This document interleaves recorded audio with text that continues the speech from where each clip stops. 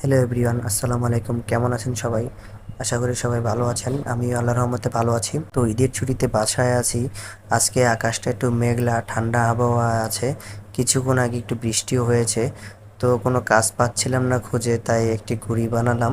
সেই ঘুড়ি বানিয়ে এখন ছাদের উপরে আসলাম সেটা উড়ানোর জন্য। তো অনেকক্ষণ যাবৎ চেষ্টা করতেছিলাম, ঘুড়িটা উড়াতে পারছিলাম না। তো বাইরে অনেক বাতাস, তারপরেও ঘুড়িটা কন্ট্রোল রাখতে পারতেছিলাম না, উড়াতে পারছিলাম না।